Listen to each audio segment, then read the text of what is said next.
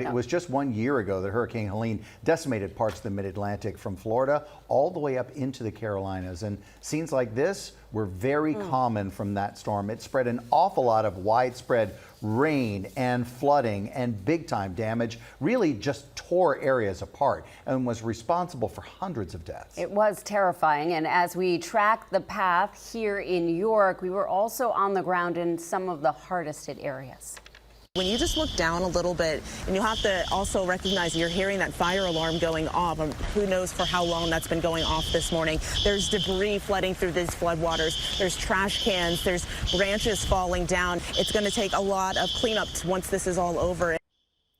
And that was Tamara Scott from our sister station, WTVD. She was joining us there on mornings at 10 during all that chaos a year ago. And look who we have 1 year later. Tamara joining us once again. Good morning. Oh man, it's so wild that it's already been a year, Tamara.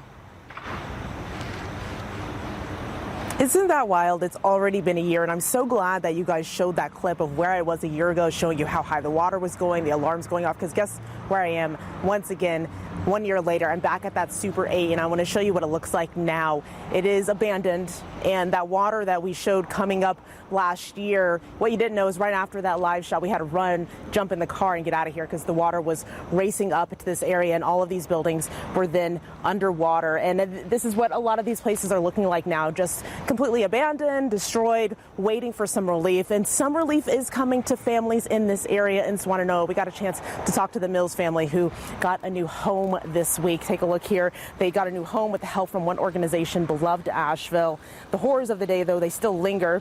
That morning, Hurricane Helene rushed in. The floodwaters pushed their home off the foundation and trapped them inside their home. All 5 of them, plus their 5 pets, were trapped with nowhere to go. Only fast thinking by their eldest son, Jonah, made a quick decision to ensure their survival. It was a decision that he grabbed a knife, a hammer, and a baseball bat, smashing a hole through their ceiling. One by one, he pulled his parents and siblings onto the roof, and his dad says if it wasn't for Jonah, we may not have been interviewing him this week. My reaction in fight, flight, or freeze was that I really froze. I mean, the one thing that I was conscientious enough to do was to go and deadbolt all the doors so that the water couldn't push them into the house to where it would be coming in any more quickly.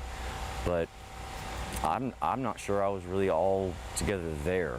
I was really following his lead, and he just was assertive enough and brave enough that he really led the way. So we're very grateful for him. He would not admit it, but he was the hero that day.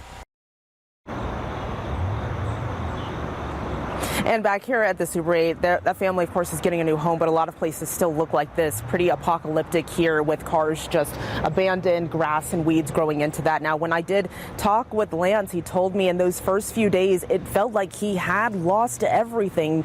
But when I talked with him this week, he told me he looked around and realized his family is still here. So really, he hadn't lost much of anything at all. Back to you guys.